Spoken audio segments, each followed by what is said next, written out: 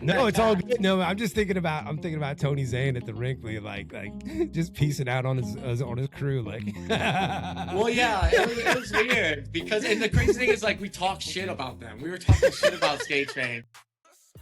It's the Skate Like You Podcast, in association with JG Hubs, and hosted by Mark Vachon.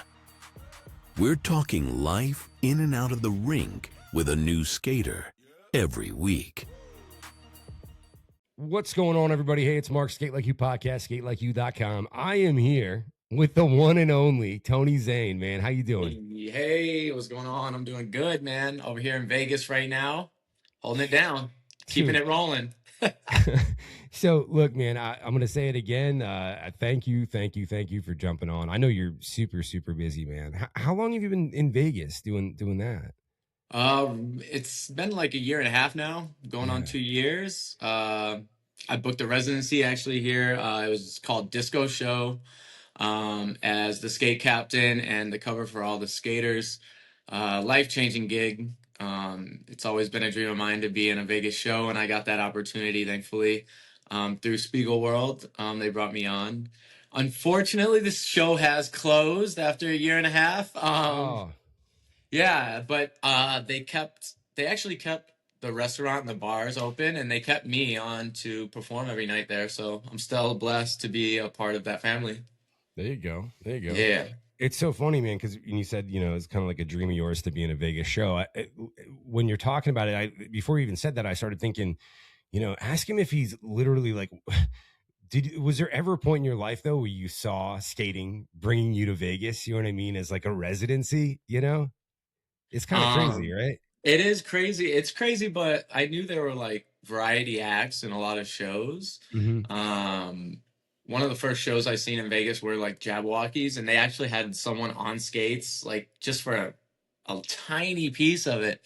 Mm-hmm. So yeah, I saw myself in Vegas and what I could do. Like, obviously I've been trying to raise the bar when it comes to what people do on skates. So I never counted it out, and I always, kept it a dream, and then I got to live it out for the past year and a half, and it's been amazing. That's awesome, man. That's awesome. Yeah, I would always see like billboards too, and I'm like, oh, I want to be on a billboard. And I actually got my own ad, which was great, with just me in it, a couple of the cast members behind me, but I was like the focus of the ad, which was great. It was actually showing off like the restaurant and an ad for that, but it was cool to like see myself around Vegas on an ad. That was amazing.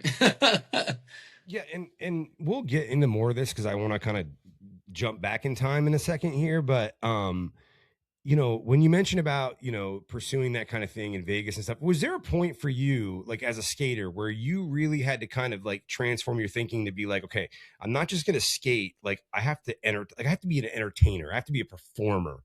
Like, when did you find it kind of? When would you say that shift happened in your mentality? Oh man,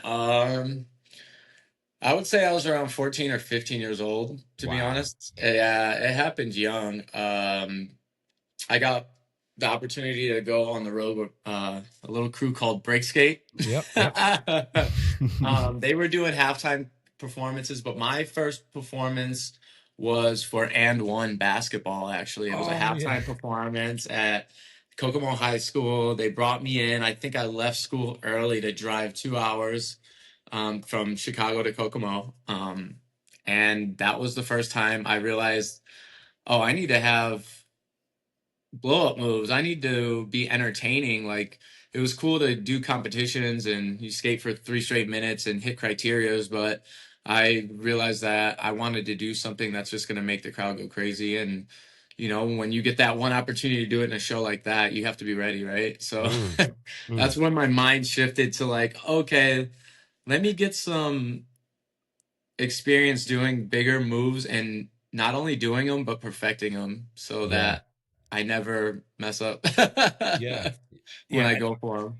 Man, and I definitely want to get into that that stuff in a little bit, but as far as like Because yeah, the people that I see kind of they at some point they have this perception shift about like, yeah, like I have to be, I have to perform, I have to like there, I have to connect to all these people in a different way than just battling these three guys across the rink or whatever, you know. But we'll get into that stuff. There's one question I ask every single person I have on the podcast.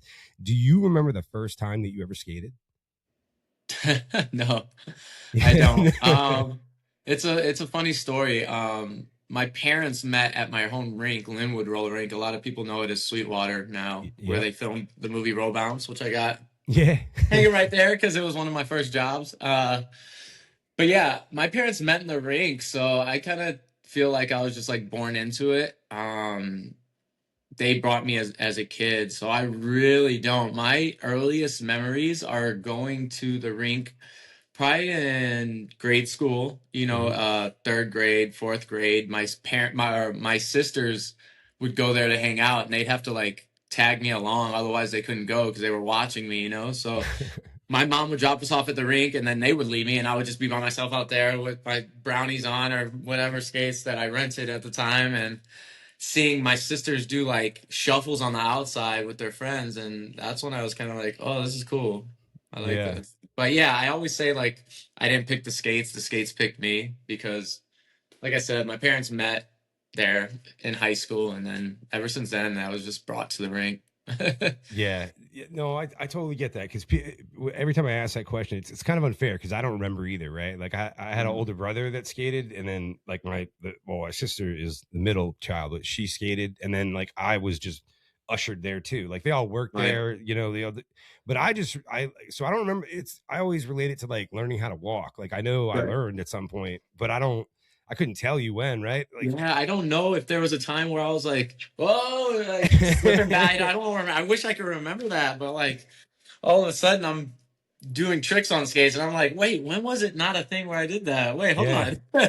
So, but I definitely remember, like, there's two memories that I have. I remember being there, like you were saying, watching your sister or whatever, and watching like my brother and like the people that he skated with, and being like, I want to do that. Like, I want to do that. I wanted to do what he did, and I wanted people to look at me the way I was looking at them. You know what I'm saying? Because and then I also remember in first grade, because like Wednesday nights, there was a 2-hour session, and I remember sitting in class on Wednesdays and being like, "Oh, tonight I get to skate tonight." You know what I mean? Like it's funny, I couldn't even give you a memory from the rink at that age, but I remember thinking about it. You know what I mean? Oh yeah. For me, it was like the Saturday day session, and then the night session I was not able to go to with my sisters. Oh yeah, because I mean it was for like the older kids, or my mom didn't want me there. But I remember going to pick them up and just sitting in the lobby, like looking in. I saw them following each other, because at the time no one really did stuff in the middle at my rink. It was just about shuffles, you know, and following each other. And I would look in, and I was like, I just want to do that. Or I remember dropping my sisters off for all night skates. And I used to think it was the coolest thing, and I was never able to go. I was never allowed to go. Like you get locked in from 7 a.m. or 7 p.m. to 7 a.m. And I was just like, that's so cool. I want to be a part of it. I want to be a part of it. And I just remember seeing my sisters and her gang of friends together, and just wanting to have something like that. And yeah, man. Yeah. I still remember, the one thing I do remember about the rink is the smell, though. That will never go away. And it's weird to say, but I always said that a roller rink smells like dollar bills. Like if you smell a dollar bill, it smelled like my home rink. It's the weirdest thing. I don't know if it was the rentals or the floor, because the rink I skated at had a cement floor with the roll-on top. But I don't know what it was. It just smelled like dollar bills. I don't know. It was weird. I bet like 80s, 90s dollar bills are probably just as funky as rental skates, though. You know what I mean? Right. Yeah. It probably just. It's such a weird like conception to think about, but like I just remember smelling a dollar bill and be like, damn, that's the rink. Yeah, man. Yeah, that's like, where's the room of money you guys got hiding? Anyway, yeah. Was your rink like mine was? I mean, I was a little podunk rink in Southern Maine. You know, like I grew up in the same spot. Like, and like we were like kind of like family with the owners. Like, do you guys like connected like that? Like that Oh whole yeah, time? that's how it was. It was Tony Peck, him and his family, owned the rink, and we were always cool with them. I actually ended up starting working there when I was 15, Mhm. and it became more of a family then. You know, it was just like I never left. I Yeah. never left. I even like in between shifts, I would just be there. So Same, that's how it same. was. Yeah, People but look yeah, at me like I was crazy, but I wanted to be there all day. all I don't day. all day. Like I would go at like they used to do like the gas powered RC racing in on the floor at like Oh 5 a.m. wow, Yeah, at like what? 5 a.m. though, these hillbillies would show up. You know what I This mean? is like fumes in the air. What's going Yeah, on? dude. It was yeah, yeah, man. Wow. It was that plus the dollar bills. It was That, funky. You know what I mean? yeah, it's a good No, time, man. Should have been there. but dude, there was nothing I would get up for like that early for in my life. But just to go and sit I wasn't gonna be able to skate till 2 because that's when the first session was. But I'd be there from the morning all the way till 10 p.m. to the end of the session. I just love being there, you know? Yeah, I loved it as well. Like I said, I lived there. I think it started when I started working there. I was just like never a time I wasn't just there. Yeah, man. Yeah. When would you say like it was the time that like you knew like okay I love doing this like I like It was actually before that. I was still on rentals when I had that feeling, to be honest with you. Like I remember trying to learn how to shuffle on rentals, yeah and the thing that sucked is every time you rented a skate, they would skate different. Like one would pull off to the right or left, or every time I got on it, it's like I almost had to relearn how to skate every time. yep So when I would go to do these shuffles, and it was at the time it was just cross, yeah cross, cross to the beat. I have no idea if I was on beat, but I remember thinking like, this is what I love to do. Like I love to skate. Like it's yeah so different. At the time I was playing football, basketball, baseball. Baseball was my sport. And I got something out of skating that I didn't get doing those things. yeah It's insane.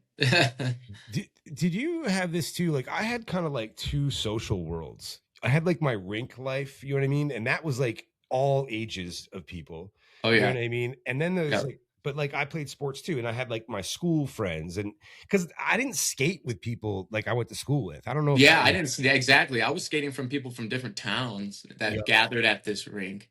And there were a few people from high school who would skate, but when I told them like skating and they'd show up and they're like, "Oh, we don't even talk. Like he's skating all night." I'm like, they're hanging out on the little benches and I'm just out on the floor the entire time, drenched in sweat. Like I'm like, I told you I come to skate. yeah Like, man yeah, so yeah, that's exactly how it was. But everyone knew I skated and yeah they would try to come hang out, like I said, but it wasn't like we were sitting there hanging out. Yeah, yeah. No, I wasn't slowing down for anybody. You know what I mean? No, Like this wasn't a social thing at all. Like right. we'll play Nintendo back at somebody's crib after this, but other than Yeah, I'm that, like, man. I'll talk to you while I get my drink in the concession, and that's about it. So okay, so you're on rentals for a little while. You're trying to do your thing. So that must mean I'm assuming then because you kind of skated on brownies for a while. You must remember the first set, the first pair you ever got. Oh yeah. Well, the first pair I ever got was actually a hand-me-down from my sisters. Okay. From my sister Dawn. They were LT 429s on a hard candy plate, and I forget the wheels. I forget the wheels right now, but they were popular at the time. But it was different because they were white. And Okay. at the time in my rink, like guys only wore black skates. Yeah, that was not. And Yeah. I had a pair of all white LT 429s, and I kind of felt embarrassed, but so I took a marker and I sharpied every like stitching black and like just to make them look more black, and I filled in some spots, and then after a while it turned a little purplish. And it's weird because at the time I got the skates too, my sister, there was a thing to put caps in your skates, so the wheels had caps in them. It Okay. was Yeah. the Yeah. Yeah. plastic cap, like in like different designs and stuff. I remember that, but um wearing those, I was getting better, but my goal was to get a pair of Carreras. Oh, That was really? my goal, to get a pair of the all black Carreras with the strap. You never do the strap, you keep it up, make it look cool. But that was my goal. And then I saw someone in the middle wearing the Rydell 395. Okay. And I was like, what is that? With the aluminum plate, and I'm like, those are fresh. It was the black pair. I guess now you would call them old school, but it wasn't the Yeah. front flap. It was the one that went over the side. It's black with the white top, and I fell in love with those, which eventually it did become my first jam skate. Like I got a pair of all white ones with a sunlight plate and shamans that were supposed to be red, but they looked pink with the blue hub. And I skated those out. I skated those until they had holes in them. It's so crazy depending upon where you live and where you go. Like, what is like nobody wore speed skates in my rink. Everybody was on a high boot. Everybody, and Wow. it was like the thing of like, okay, you get your first set, and that's kind of like your first level up kind of thing. But like a lot of people, if they got a set, like it was vinyl. And so in our rink, it was like once you jump from that vinyl to that like real leather boot, like you had arrived. Maine is also in a lot of suede, ton of colored suede boots, right? And Wow. it's the only spot where it's like it was like it's crazy. I've gone up recently and they're still doing this, man. One skate has a back brake on it, like a back stopper. Weird. Dude, they On tie a high top. on a high top. So they I've tie never down. seen all my years of skating. I haven't seen that before. I will shoot you an image of Yes, multiple people I please. know like that are probably skating on them as we speak. Yeah, they'll have like a lot of times a blue or a gray suede boot, tongue tied down, right? Like Yep. and then they'll and like your skates were like it was like the pimp my ride of like skates like in like the late 80s early like, I remember I used to see this dude Dan and he was the kind of guy he was like 6'8" but he always wore like full jean outfits, you know what I mean? He had like 6 different colors. I love that. And it was I swear he had a color for every session, right? But and it was the tightest thing ever. They were tight. Oh, dude. But he had that back stopper, man, and he was the man, dude. Like That's wild. Like mid 80s or late. What was the 80s. style of skating? See, in Maine, man, it's crazy. Like I get into this with a lot of people because one is like we grew up like when you skate in Maine, it's crazy. Like very rarely are you going to go to a session unless it's like an adult thing or something. You're not going to have a DJ. And they're going to play every single like whatever iteration of music you can think of. And it's not going to be like it's not going to be a DJ edit or anything like that. It like if there is a 40, they're going to play an album cut. And if there's a 45-second echo chamber intro, you're going to hear that shit. You know what I mean? Like, so like we skated to everything. You know what I mean? So yeah, there's a guy that owns Happy Wheels up there now, and he's so ingrained in the history. But in Maine, none of the roads go east or west, so everywhere you go takes forever, kind of, right? Oh yeah, I've lived up there. Yeah. So what happens is these rinks really stay isolated. Like people don't go to other rinks; they kind of stay in like each spot. Like in most places I see, you could have a whole area of a state that kind of has the same style. In Maine, man, like even if it's 25 miles away, they skate completely different than another rink. Crazy. Know? Yeah. But it's cool. It's all good. But anyway. So all right. People are gonna be like, "What are you talking about your shit, man? Talk to Tony." I had to ask some questions too, man. But so okay, like and dude, you got into so much. I mean, when things kind of started becoming, I guess, professional for you. But what is the first thing that you kind of was it joining a jam team? Like, was it joining like break skate? Is that like what was like the first thing for you that you're like, oh, hey, I just kind of achieved something here that in your life? We started like, so when I learned about jam skating, obviously it started, I was seeing these people show up to my rink and go in the middle and a circle would happen and these guys are flying in doing they were called corkscrews at the time, where you just do like 720 straight onto your knees. And I'm like, who are these people? Well, at the time it was a crew called Skate Train. And we were like, oh, they're show offs. They're show offs. So like I worked at the rink. So me and the people that work at the rink made up our own crew called United Skate. Okay. And I ended up like quitting them and joining Break Skate one night. Or no, joining Skate Train one night. It was the craziest thing. I worked in all night, and one of my doubles partner, or whoever I did the doubles with, we were throwing a competition that night. I worked the first half, and he worked the second half, so I had no partner. And then the other guy on Skate Train's partner worked.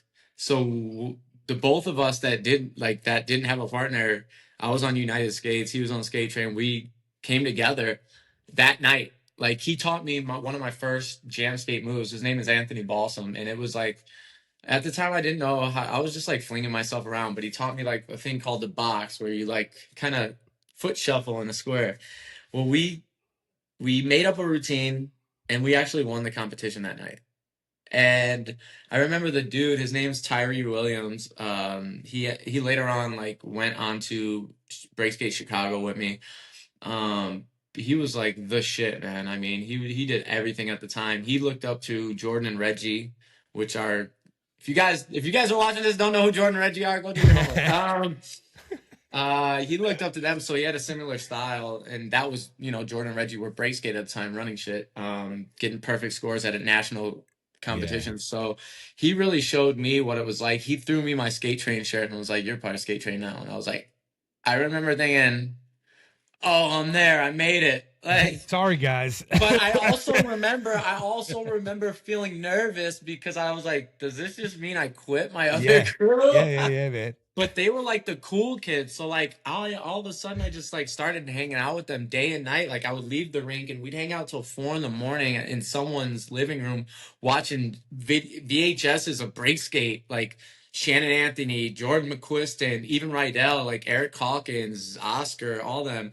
We're watching VHS tapes and just like practicing on carpet. And so that's when I was like, oh my God, this is a whole world. Yeah. So like I'm saying, like, whole thing. Yeah, that experience with them, like, you're getting it, like, they live and breathe this all the time, right? Yep. And like, so before over here with this, with your friends, and it's not to say that you're not working hard, but like, it sounds like it went to like, you kind of like, I don't know, found some people that like, this was just all they did. They ate, slept, and breathed this whole thing. And I was like, I relate to them. Oh my God, this is what I want to do. Like, yeah, they were just teaching me the ropes. They were like, all right, here's Florida. Florida came up with most of this. Here's how jam skating works. Here's the sponsor. Like, this is Team Rydell. Like, I was like, whoa, what? They're sponsored by a company? Hold on, this whole fucking crew in Tampa? Yeah. I was like, it makes sense.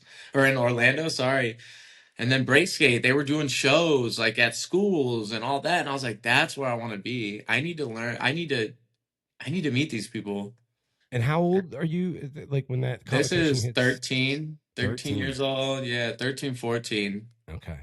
And so that's an age range too in this group that you've joined, from what to what? Like, are you the youngest at that point? Like, I was one of the youngest, yeah. And they weren't too much older than me. They were like a year or two older than me, Oh yeah, that makes sense. Yeah. But they had cars. I didn't have a car. Like, they were like 16, and I was like 14. So it's like, these are the cool kids. Hell yeah, man. Hell yeah. That's crazy. So, okay. So like, it's like we're all over the place. I'm sorry. No, it's all good. No, I'm thinking about Tony Zane at the rink, like just piecing out on his crew. Like, well, yeah, it was weird, because, and the crazy thing is, like, we talk shit about them. We were talking shit about Skate Train. But like, they weren't showing off. They were doing what they loved to do. Right. Yeah, and they would cause a scene, but of course you would if you were that good. Hell yeah. And thanks to them, that's why I'm at where I'm at right now, is because of them. Hey everybody, we're gonna take 60 seconds to tell you about JG Hubs. We'll be right back with the rest of the show. What's going on, everybody? Hey, it's Mark, Skate Like You Podcast, SK8LIKEYOU.com, and I am coming to you about JG Hubs. Now, one of the things I always say to Jim is, I don't think enough people know about your wheels, man. You got to let me talk about the wheels. The first thing I want to make sure that you understand, especially if you're maybe a little bit newer, maybe you already have some skates, but you're looking to upgrade a little bit, looking to get new wheels. Guys, before you go and drop $200, $250, $300, you need to look at specialty wheels. You need to look at JG Hubs. Check this out. The wheels that I reviewed, the Super Ds, the ones I absolutely love, man, $250. That's it, $250. And there's way more options at the same price. Check out these 6-slot turquoise. The 4-slot gold, fire. Check out the hub on this 12-hole black. Check out these purple Super Ds for micros. All of these are 97A. If you ask me, that's the perfect hardness. You can make it work on any floor. All of these sets, $250 out the door. Why is that an amazing deal? And why is it something that you should really consider? Every hub, every wheel, Jim personally manufactured it one at a time. These things didn't go through a conveyor belt. They weren't shipped over from Japan. Everything made right here in the USA. And I'll tell you what, if you're looking to roll on dubs, check out some of these big 50s. Check out some of these designs. The big 50s are crazy. The price point starts at $340. Now, when you reach out to Jim or Christine, you can do that at the Facebook page. It's right here. They're going to tell you all about your options for big 50s and all the price points there. Look, guys, we're not just talking about best bang for your buck. You're going to get a product not only exceeds industry standards, but is far superior to mass-produced items that cost even more. If you're in the market for a new set, why not go to another skater, tried, tested, with an attention to detail and craftsmanship that is hard to match? Get in touch with Jim and Christine right now. The entire process is going to be seamless for you. You're not going to be able to deal with better people. Other than that, I'll see you somewhere, guys. Skate like you. They taught me, hey, listen, we go and we travel. We skate to go see Break Skate. We travel to go see Team Rydell. Like, we go to different all-night skates, different rinks, and I never even knew that was a thing to go travel to different rinks, different sessions. Wisconsin, because I grew up in Chicago, so we're hitting Ohio, Tennessee, Wisconsin, Indiana. Like, it was crazy, and just because of that is how I got where I am today. That was the paved path that they made for me. I was like, wow, okay, thank you. Were you like before like getting into jam skating or anything? Like, did you do like it? Like, were you b-boying at all? Were you into that at all? No, I wasn't really. Like, I would always dance when I was a kid. I would always like put on the coat out of the closet and like do Michael Jackson moves and entertain my family and stuff. And then I had like a boy band era in my life where I just wanted to be in a boy band. And so what came with that was me seeing a lot of dance too, Yeah. And then I remember I went to a YMCA with one of my friends, and that's the first time I ever saw breakdancing. Some dude was doing head spins, and I was like, that's fucking awesome. And sorry, my language. Nah, dude. You're good. You're good. You're good. All right. And then at what came with jam skating, when I started seeing it, I was seeing like that dude Tyree, he was doing backspins. That's it, nothing else, backspins. And then I saw windmills, and I was like, oh, okay, this is possible. Let me start trying this. And since I got introduced to breakdance, I would look it up online. 56K dial up takes an hour just to watch 5 minutes. And I would just start watching b-boy videos and imitating it like right there in my bedroom on carpet. Like, I would just do stalls and then the more I learned, the more I would try to put on skates. So at 13, when you link up with these guys and now it's going to be this thing, you're moving all around. What are the parent, like, what are your mom and dad or whoever, like, is it like a thing? Like, is that something you had to kind of, or are they just all about it? Yeah, my mom, I grew up with a single parent, my mother, and she really had my back on anything I did. So like 13, okay, I was going to the rink a lot. There might have been some moments where she was like, there's not much into this. Like, what are you doing? And then she knew I was serious when I quit baseball, because baseball was my sport. I quit baseball, I quit basketball, I quit football, and I just skated full time. And yeah, my friends were like, what's going on? You're at the rink like every night. And I'm like, I just love it, dude. I want to get good. And there was no there was no end game, right? At that time, I mean, we're talking 2000, 2001. There was there's no professional jam skater Right. back then. Right. So no one understood. I just did it for the love. And I think that's why I am where I am today too, is because I just did it because I loved it. I did it because I felt something out of it. I didn't have to deal with politics and baseball or anything like that, or the town. I could just go there and express myself in any way I wanted to. And it just took over my life. I remember at 16, I was calling out of work so much, or calling out of school so much. I was getting like suspended. Because at that time I was on break skate and we were doing halftime shows, and I was just like, this is what I want to do. This is Yeah, it seemed like too. I kind of like when I look back and I see like your crew and I see, the few others that were around. I kind of liken it to like in that point in the 80s where skateboarding just fell off, right? And but the diehard people were just showing up in people's backyards, man, and they doing a $100 contest, right? And they just stuck with it, right? Because it's just what they love. This is what they wanted to do.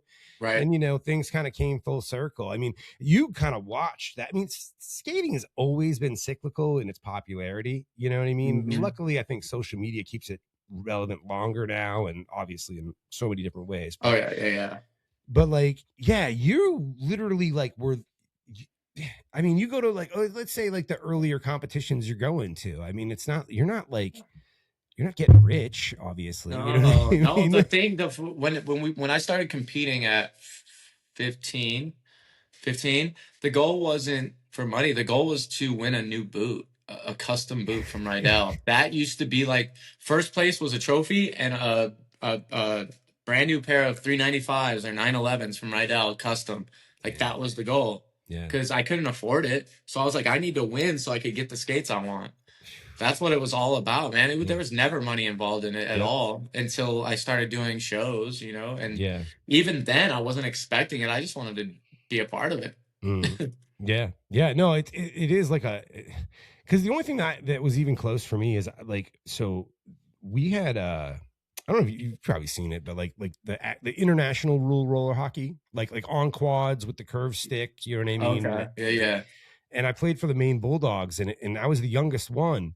And so it'd be like this van of like, 16, 17-year-old kids and me, driving around the East Coast and seeing some shit I shouldn't see, probably hanging around with some girls. Growing up quick. It was the best time of my life. You know what I mean? Yeah. But I didn't it was just, I would have done that over anything.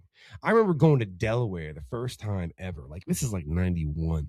And I see these three dudes. You're talking era of the baggy clothes, right? Like, oh yeah. And they're rocking, like they all got like the same yellow t-shirt on and the same jeans. And I'm watching them in Delaware it was Back to the Hotel. It was when that song was like, actually, it was when it like was out. You know what I mean? Oh yeah. And I remember just watching them, and I'm standing there with my coach, and he's like, you can do that. You can do that. You can do that. And then they break out into some crazy, like almost like simultaneous 540s. Okay, you might have to work on that. But, but I remember being like, oh my God, like people are like, that was the first kind of crew kind of thing. Cause we didn't have that. That shuffle culture wasn't happening where I was at, Mm-hmm. What's the big, like, what's the, for the people that don't know, who is the first company that comes knocking though, as far as the sponsorship goes? It was Vanilla. I mean, at the time, it was Vanilla because before then I won all my skates. Break skate, I was a part of break skate, but they would get free skates and I wouldn't. I don't know, it was weird because I was just like the added member. So I never really got free skates from Rydell. But Vanilla, I was fortunate enough to help start that company with some people and Diamond Walker. We won't go there. It's all good. It's all good. It's all good. No, with Mike Lurkey, and he asked for me to be on. I remember I saw him doing some things with Diamond Walker and Anton Strickland. They were like the first people on, and I went to him and I was like, yo, I think I could help. And he put me on, and me and Diamond, we created a brotherhood out of this and worked together to try to change the face of skating and with this company, and which I think we were very successful at doing. We were the first company to, you know, put skaters on posters, give them their own boot. I was the first skater, I believe, ever to have his own pro model skate, which is a blessing. It's crazy. I remember going to the rinks and seeing everyone in my skate with my signature on it, and I'm like, or looking up at the walls and just seeing me and Diamond on posters, like, shit got crazy. It felt like some rock star stuff. I mean, it's kind of like, yo, you're the first one to have like a version of it. It's an Air Jordan for skates. Yes, That's yes, what it is. yes, I mean, yes, yes. And then Diamond had his own, and then, you know, we brought Brandon on, and Brandon, look at him now, you know, and that all stems from skating. dude, you like, you're unique. Like, your experience with a few people is unique in the sense where like you're spanning eras. Like, people like would refer to that as like the vanilla era for Tony Zane. Yeah. You know what I'm Yeah. saying? Like, Yeah. like in all these like, it just, I mean, you got to think 2021 or no, 2021, 2001. And now it's what? 2026. So I've been going through some different eras in this skating thing. yeah, man. I mean, Yeah, still here. but in a good way. Like, I swear, I think skating is the, like, if there is a fountain of youth, it's skating. Yeah. Oh yeah. People like ask my age, and I tell them, and they're like, "No." I was like, "It's all the skating." Yep. It really is. I was like, I feel young. People say I look young. I was like, I'm just gonna keep doing what I do then. Man. So Yeah, it feels great. what would you think was the, like, for you, man, like in that era, like, let's just say the vanilla era, right? Because we're not going to break all this stuff down, but like, what do you think for you was like would it be the signature skate? Like, what was, or would it be, I don't know, what would you say is the big standout for you, like game changer moment in that time? Yeah, I mean, I think it was having my second skate. No, was it? It was my first skate. It was the first skate. It was the black and white. It was all white with black. It had a Chicago skyline on it. And at the same time I was dropping that, I was moving to LA. Mm-hmm. I was packing up my life in Chicago for good, and I was moving to LA with Jordan McQuiston and Diamond Walker to, you know, work on making this a career as a dancer, as a skater, and seeing what we could do with it. And at that time, you know, I was fortunate enough to have skating pay all my bills and everything, and still fortunate to this day for that. Yes, there's been a lot of ups and downs, but I think that's when it kind of hit me like, oh, this is my life now. You know, like I'm leaving home and seeing what I could do. Was there any fear about that, or you just Oh, there was a lot of fear. Yeah, there was a lot of fear.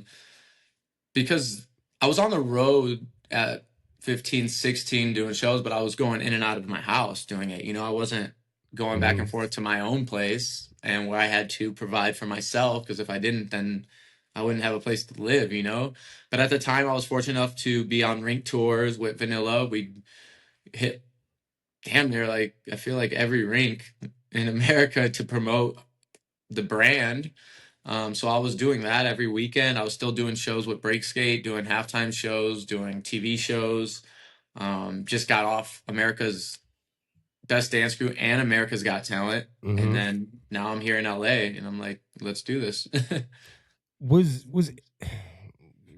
forgive me if I'm wrong, it was AGT the first kind of TV thing, or no? America's Best Dance Crew. Okay.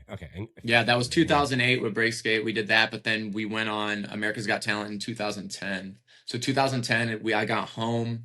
It was shot in LA. I knew so many people from America's Best Dance Crew that they're like, you got to be out here. So they were in my ear, in Diamond and Jordan's ear, and we were like, let's just do it. So we got top 40, which I guess is good on America's Got Talent. You know, there's thousands and thousands of people that audition and try to get through that show, but we made it to top 40. Once we got released, we went home and packed my car and drove 4 days to LA and said, let's do this.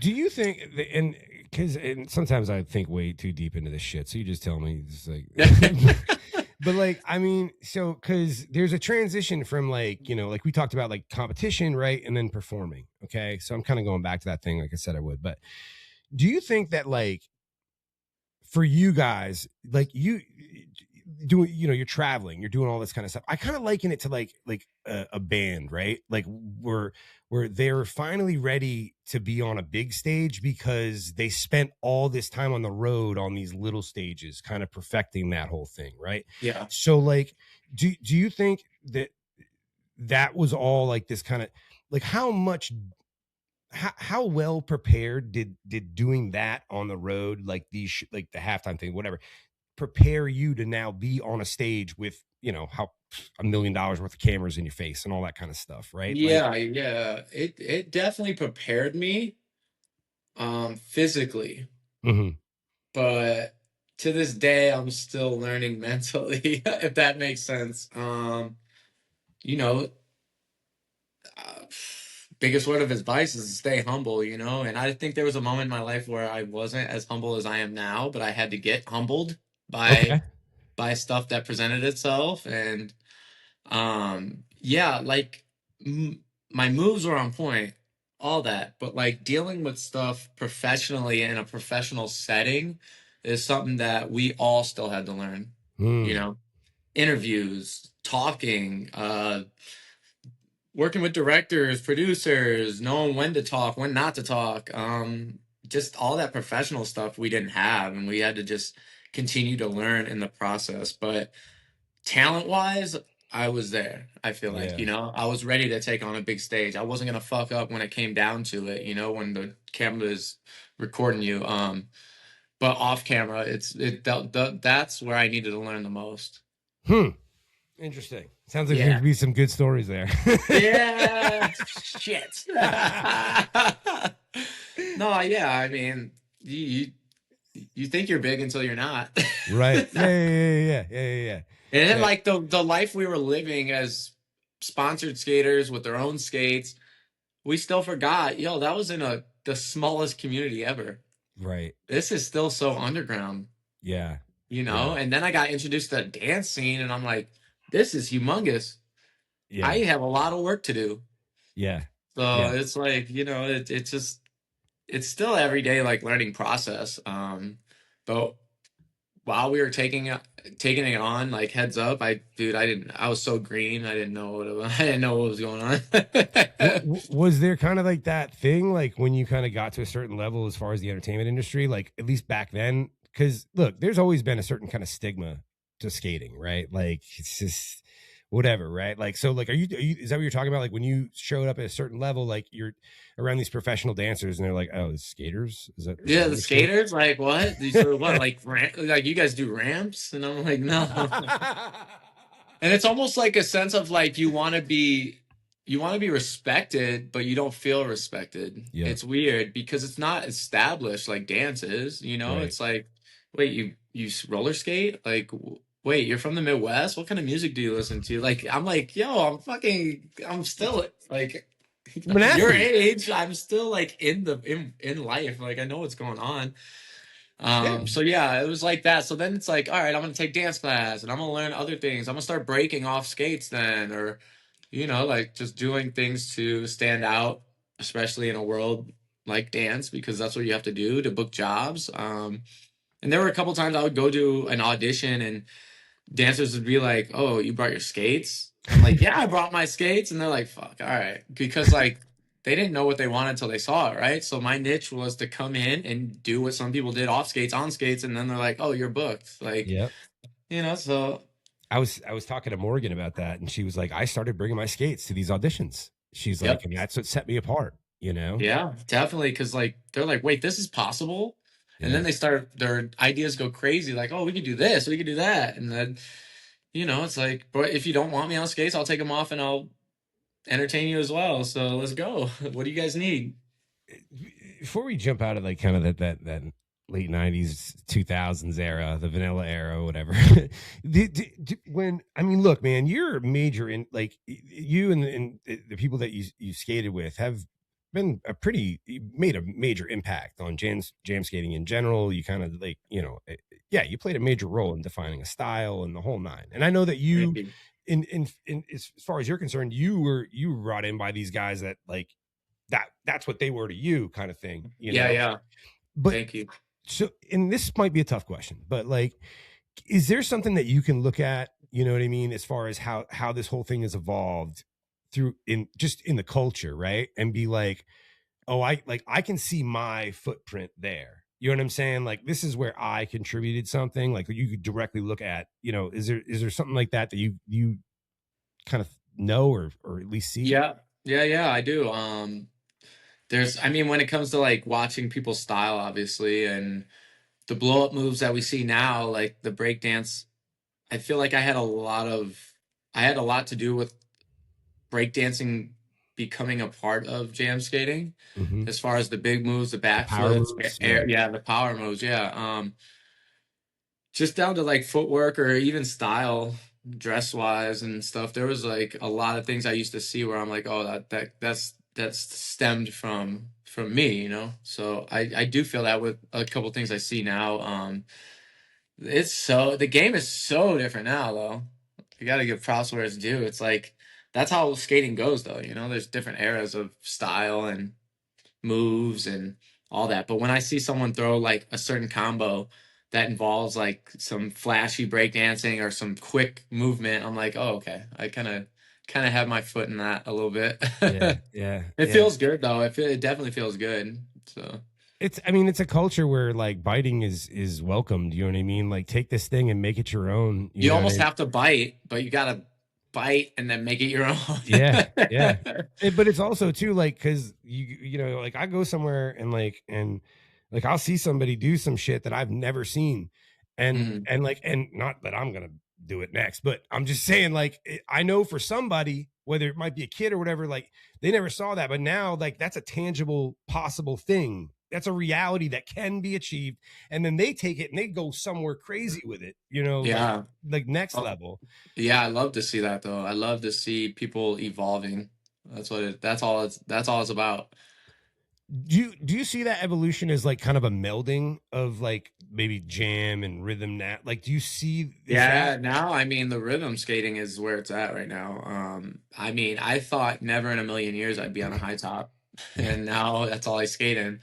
Well, I'll throw my jam skates on though when I need to when I feel like breaking more, I guess, or jamming more. yeah, when you feel like don't not breaking skates basically? Yeah,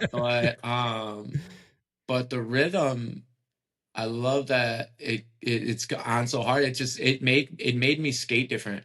Like I Mm, found such a I found a new Tony in it. It was weird. Like my top work, I don't hit the ground as much. It makes you skate different.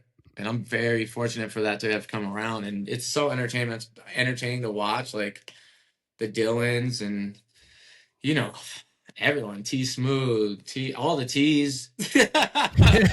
They're all great.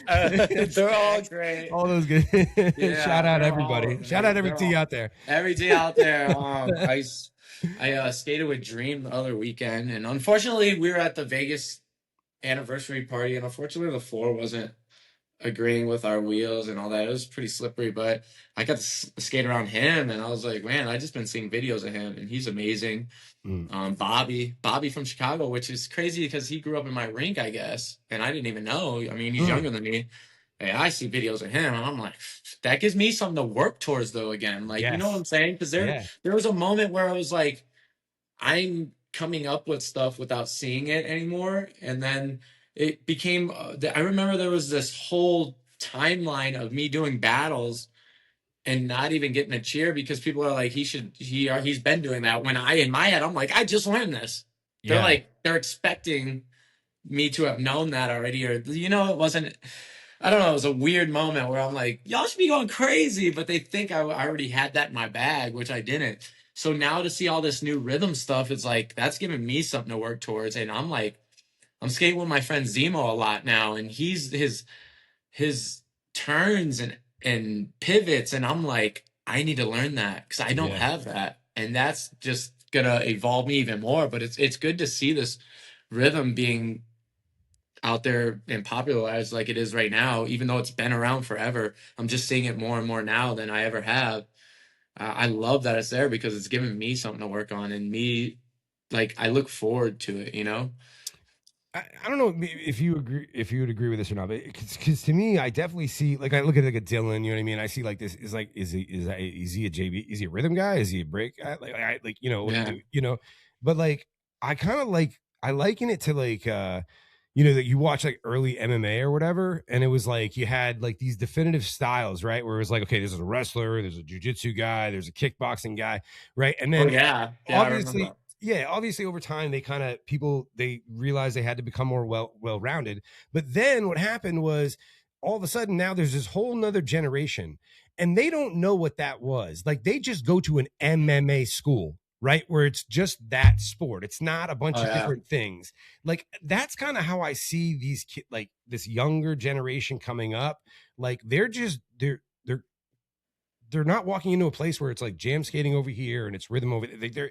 They're like, oh, this is just skating. Does that Yeah. make sense? Or Yeah, it's like a whole mix. It's everything. And that's crazy because Dylan started as a jammer and yeah, now he's freaking amazing as rhythm or whatever you want to call it. It's like a exactly. it's like it's called blender skating. It's like you just put everything into one and blend it up. How important has it been to you to basically maintain a like a signature style? Like was that a thing for you? Like, I want to, like, I don't like I want to be unmistakably like myself. Like, I always think Yeah. like the dopest people I love to watch are the people that can't be mistaken for anyone else. Right, right. I What? just the way I did that and I continue to do that is to just push my body and push the limits of what I could do on and off skates. Mhm. Um, I want to be the one that does the highest flips, the best power. I need to continue my power. That's what it is. Like, but I it's not like I just do power. I was putting a power like genre at one point. I'm like, but dude, I could spin like a motherfucker. Like I could do my footwork. Like, what are you talking about? I literally do a sit spin into an air flare. Like, I'm not Yeah. just a power head, you know? So I think that's for me to just keep myself and my style, my print, my fingerprint in there. That's just what I'm gonna continue to do is, you know, mix. I'm in high tops, but I'm gonna jump. I'm gonna do backflips. I'm gonna do my power just with these high tops a little bit, Yeah. you know, and doing it in a way that no one else does it, like faster or more dynamic or higher. You know, that's my goal. It's just to I, keep pushing it, just so other people can see what's possible.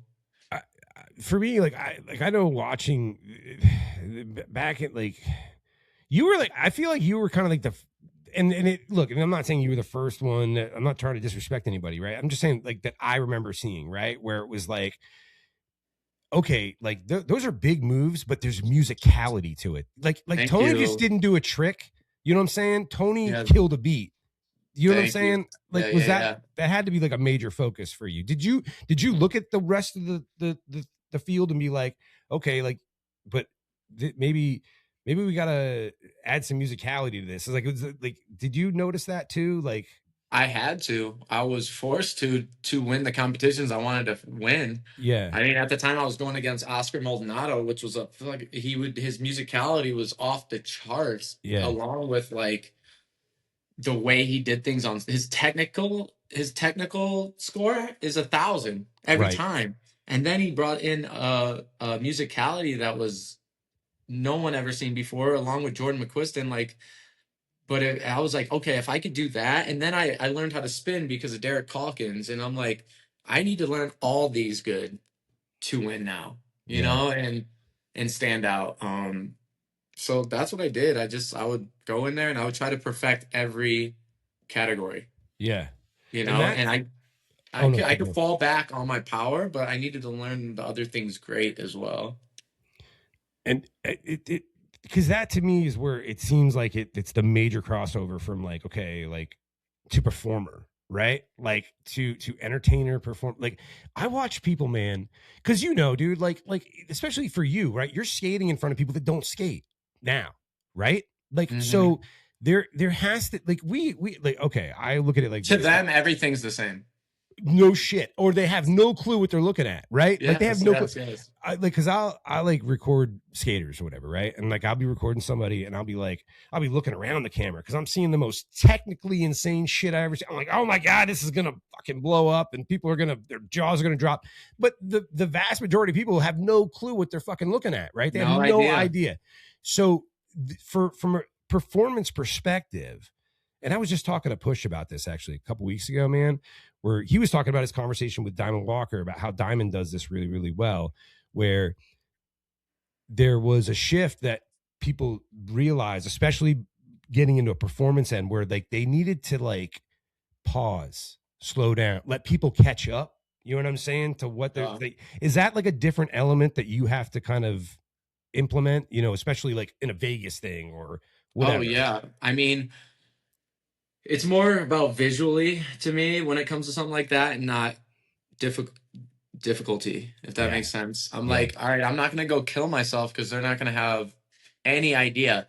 But I know what they will relate to is a backflip. Okay, it could be easy to me or hard to some skaters, but I know someone that doesn't skate will know, oh, that's a backflip.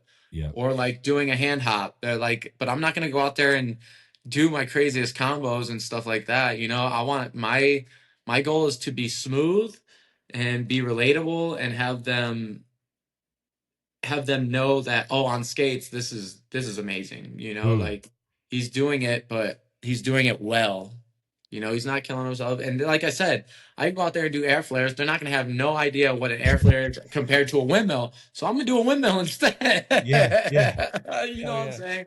To me, it's the difficult is out of this world. It's such a difference, but to them they have no clue. So that's when I switch it off and on to you know, the crowd I'm in front of. So yeah, it's like it's more palatable for them, I guess, kind of thing. Yeah. So and that's so like what? So you're you're still working in Vegas, but that residency, I guess, is the show. I guess is over. Yeah. Okay.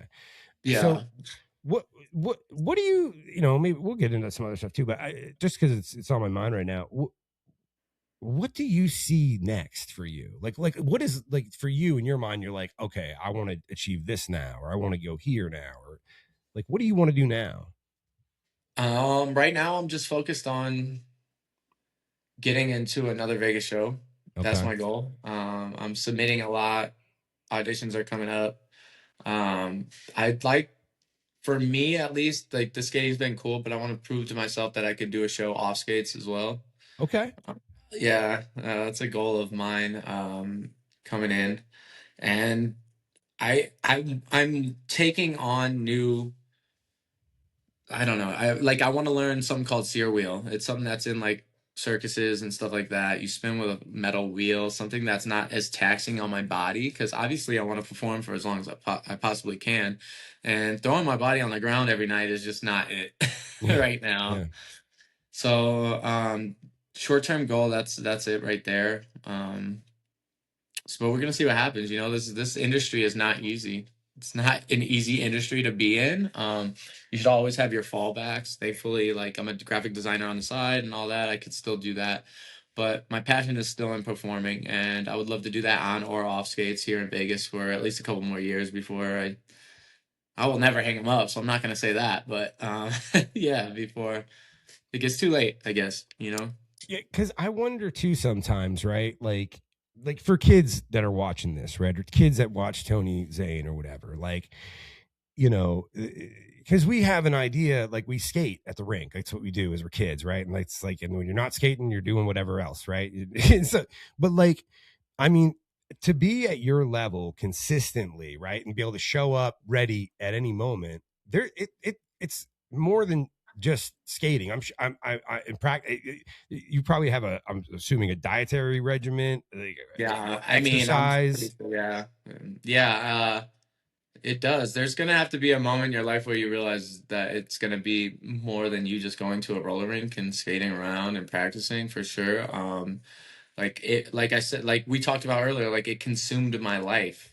Yeah, that's what it took to get here. Is there was a moment in my life where, from the time I woke up to the time I went to bed, or I didn't even sleep at all, I was skating or stretching or doing something.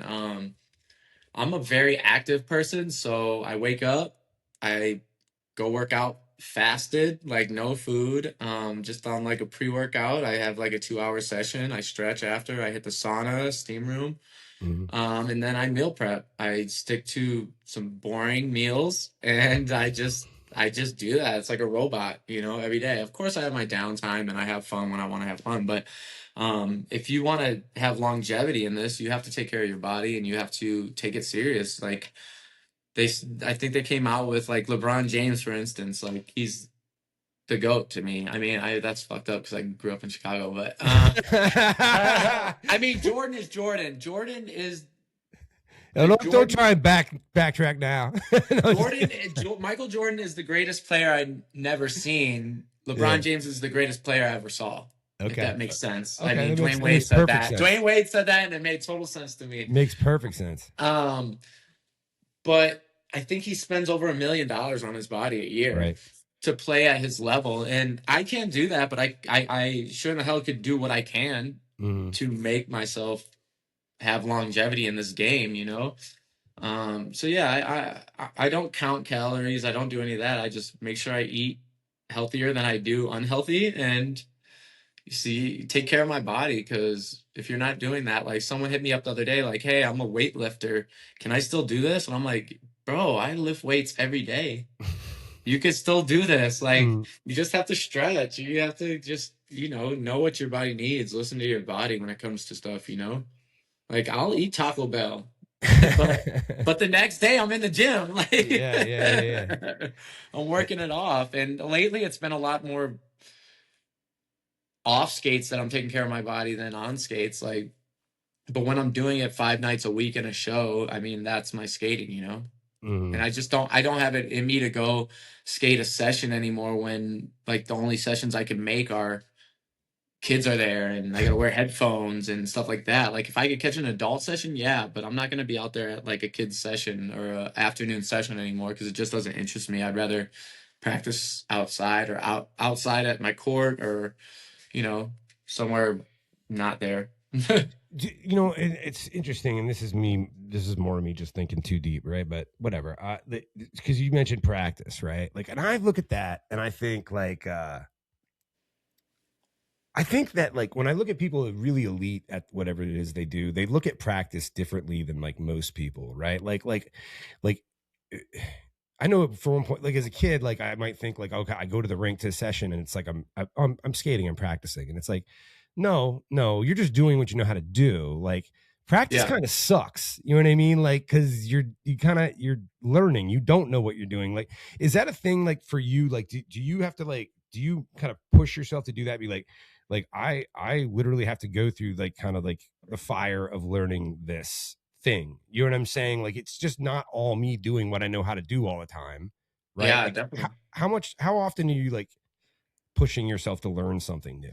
Not as much as I used to. I'll tell you that. It's cool. Because like there was a time where I would go to the rink and I would just be doing new stuff all the time, and now I'm more in the era of my life where I'm like, okay, I know what I can do. I just want to continue to do it at a high level and keep it perfected because, I mean, after I learned an air flare or multiple air flares on skates, I'm like, what do I do now? And that's what like I said, like the rhythm, it's making me skate a little different and hit spins and this and that. But now, like the other day, I was like, all right, I'm going to get my head spins back. Dude, it took a lot mentally just for me to get in there compared to how it used to be, because I know what it takes. I know the toll it takes on my body, and it doesn't feel like it used to at all. I could take care of my body as much, but doing the stuff that I do on and off skates is like throwing your body on the ground, and it takes a lot out of you. So now it's more mental for me to get in and practice something new. But yeah, when I do it, it's not at a session or anything. It's usually by myself, and me getting in the mindset of, hey, this is practice time and not entertainment time. Because when I get on skates and I get in a rink around people, it's like, oh, I'm going straight to my what I know. Okay. So yeah, like tonight, like for instance, like I'm going to learn something new. Like I'm taking a dance class. Like I don't usually do that, but I'm pushing myself now. Like I'm like, oh, I want to continue to stay on top of my 8 counts and do that. So that's when I'm learning stuff new. When it comes to skating, like there's some stuff like rhythm wise and all that that I've been trying that's new, but I'm right now I just want to keep what I have perfected. Mm-hmm. And if something new comes out of me doing that and practicing or performing that, then it comes. But I'm not in the mindset now to be like, oh, I'm gonna go learn this move or that move. I'm not really there anymore, which is weird. I don't know. No, it makes sense. But I also see you, like you said, like you're gonna go somewhere off skates, right? So like it's like a new thing though too, right? Like it probably like, you know, because it's different, right? And that new thing, kind of that challenging thing. I don't, sometimes I feel like it like kind of sparks life back into us. You know what I mean? Like, Yeah, it's like a different motivation. yeah. Yeah. So I only got a couple more questions for you, but like I can't believe I kind of jumped over this because you evolved. No, we have so much to talk about. I won't. We haven't even talked about those things sitting right there now. I won't. You know what? You can roll on. I want to ask you this though, because you came up through this whole time and you saw the advent of social media really like all of a sudden shift everything in skating, right? Like, yeah. When did you kind of notice that, and when did you realize, oh, I gotta be in this thing? Like, because you must have saw, like, one day I showed up at the rink, everyone had their phone out filming each other, like, you know what I mean? I mean, I don't think there's any. I mean, me and Diamond and Brandon, we were kind of like doing it to promote Vanilla. Mm-hmm. So it's kind of always been a thing for us. Like Vanilla got us a camera and we just didn't stop recording ourselves. Me and my friend Alex had our first handy cam and we didn't stop. I don't think, to be honest, we knew we had to post to stay relevant and do all that. And we were like, oh, we need to get these, like, let's see if we get more followers on Instagram. But dude, like the pandemic really like made it something. It really did. And at the time I was living in New Hampshire over there by Maine. No kidding. I was on tour with a band called Recycle Percussion. Okay. And I ended up living there with them. And so I lived in New Hampshire for 5 years. So I wasn't recording myself. Like we had our own TV show out there and we were on television like 5 nights a week or every week. And my social media game kind of fell off. But then I seen like all these skaters blowing up during the pandemic, just skating outside, doing nothing. And I've always been more of a, sorry, they were doing something. But to me, not everybody. No, I'm sorry. I'm not. It's all good, man. It's all anybody. Good. It's I'm all just good. saying, and to this day, I'm still kind of a quality over quantity person. Yeah. If I was going to shoot something, it was going to be like a new skate reel. And when I say reel, I mean like a 5-minute video of all the dope shit I could do, not like a 30-second video. Yeah. Or a concept video, you know? It was more of that for me than to just go outside and skate. Yeah. And, yeah, I don't know. It was weird. It was early that I guess like making, but that's all we used to do. Me, Diamond, Brandon, like we would just make concept videos nonstop. We're on a roll. Like we would do this already, but it wasn't until the pandemic where I was like, oh, now you actually have to record yourself to stay relevant and be out there on these social media platforms. Yeah, because I mean, yeah, and the moment you said it, it was like, oh yeah, well, no shit, yeah, you guys were like before social media, you guys were recording each other. Like grainy ass videos on YouTube now, you guys. You know what I mean? Yeah, like, we hit 1 million views way before it jumped off. Right.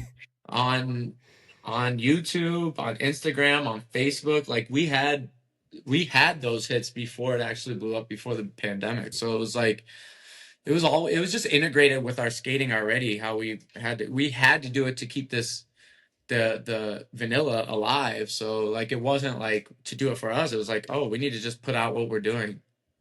Gotcha. It was like skateboarders when they film like their sets, their tricks, like that's just what we were doing. Yeah, you know, exactly what I was thinking. And like I said, I was watching VHS tapes of break skate doing it. So it was always there. I was always seeing it. So I was like, oh, that's what I have to do. It was never for like the hits or any of that. It was like, I need to do this so people in other states could see what we're doing or see that this is a thing, you know? And most of the time we'd be doing it to get hired. To do what? To get hired, to make to make like a promo to An send audition out. tape. Yeah. Yeah. No shit. But Yeah. the pandemic really like opened it up about like how important it is for social media and skating like that. It was crazy. I was seeing it everywhere. Cause but so you mentioned that back there. It's so hard.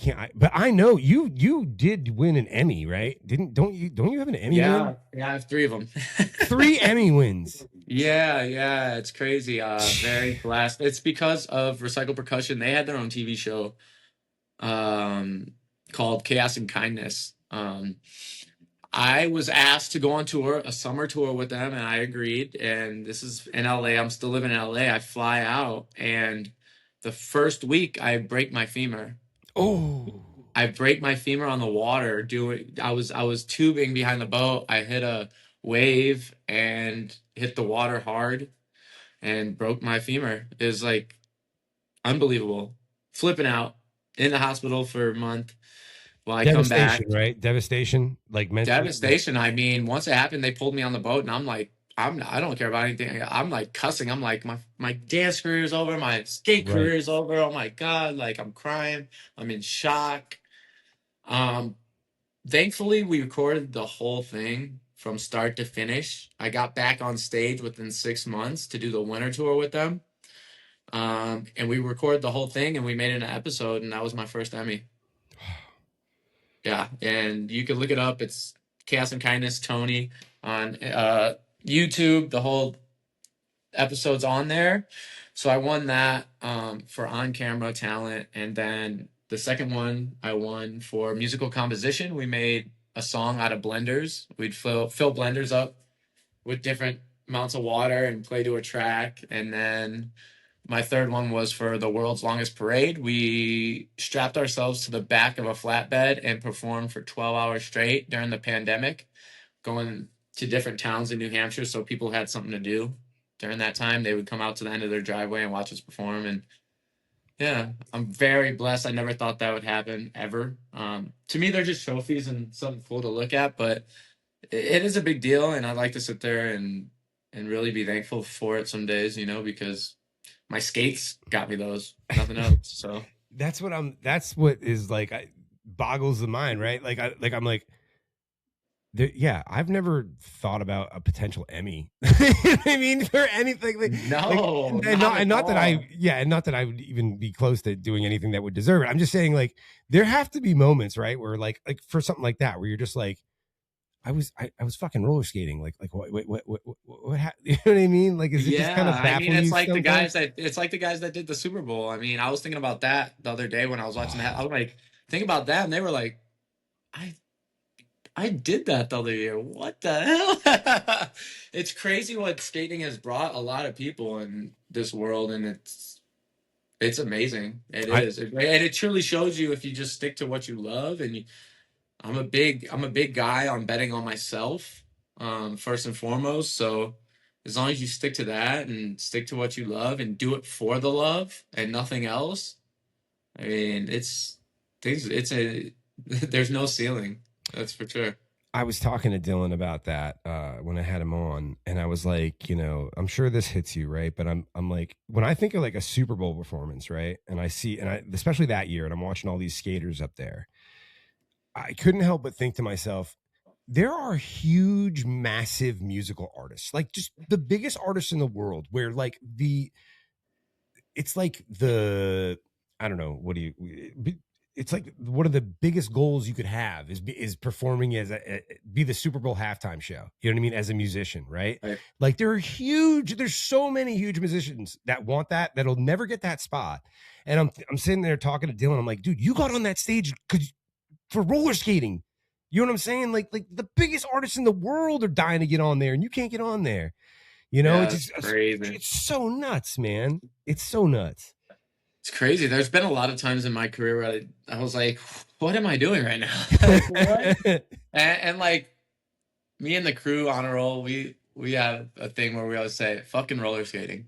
Yeah. My language, but that we literally say that. We're like roller skating. I mean, I was blessed at a young age. Like I said, like roll bounce was my first professional job. I was a senior in high school, or I was a junior going into senior year, and I got the chance to be a part of roll bounce.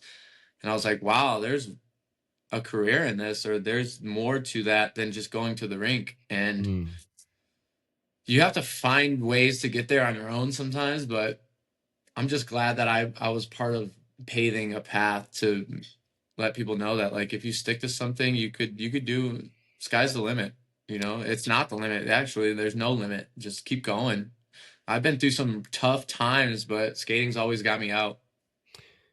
If there was like, if you literally were limited to one piece of advice you could give to that little kid, right, that's thinking about making this, like, that wants to follow the path of making this a career like you did, if there was just one thing you could say, what do you think it would be?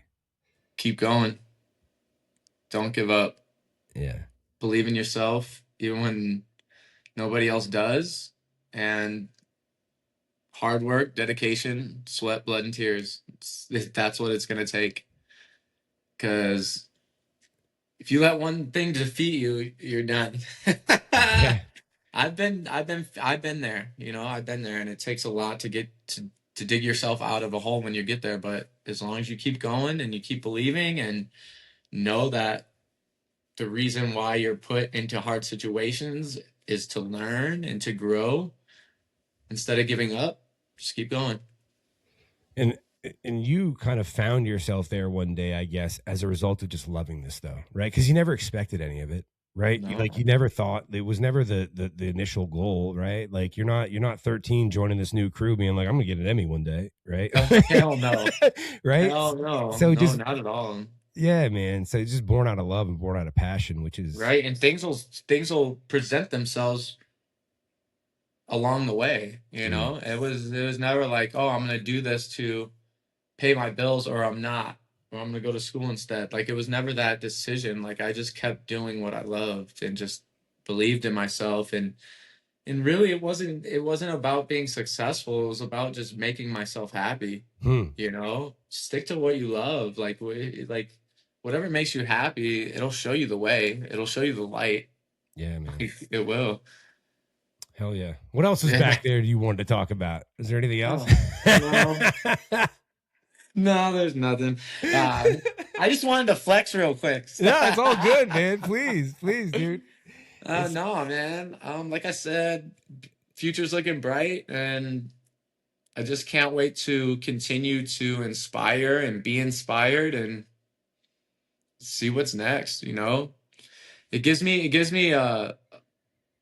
good anxiety. Oh yeah. To like not know what's coming next, but know that I gotta work to get where I want to be. yeah. No, it's get up and go juice. You know what I mean? Like, that anxiety is like, you can't just like stay ready so you don't have to get ready. Hell yeah, dude. Hell yeah, man. And that's the truth, because you don't want to be put in a position where you're not ready and you gotta act like you're ready. Well, I mean, because you were just saying too, like, you know, you're just doing this thing like out of passion, out of love, right? And then these things come. But like, yeah, like when that thing comes, when that opportunity knocks, you know what I'm saying? Like, man. Yeah, it's crazy, because you never know when it's going to come either. But I learned that within being consistent and staying on it, it's like, it doesn't stop. Yeah. It doesn't stop. When you stop, everything stops. It really does. Like, even mentally, like I've found myself being tough on myself and not giving myself grace, and that's when I was putting out the energy where ain't shit gonna happen. Yeah. But once you switch your mind up and you, like I said, just believe in yourself and believe in the love that you have for whatever it is, that opportunities are gonna come. It's crazy. I mean, I know, like, just doing this, right, which was just like an idea, like the fact that like it's even sponsored now, and like that whole thing, like I just got up and did it. Like, I just did it. I didn't even know necessarily what I was doing, but I just did it. And like that first one.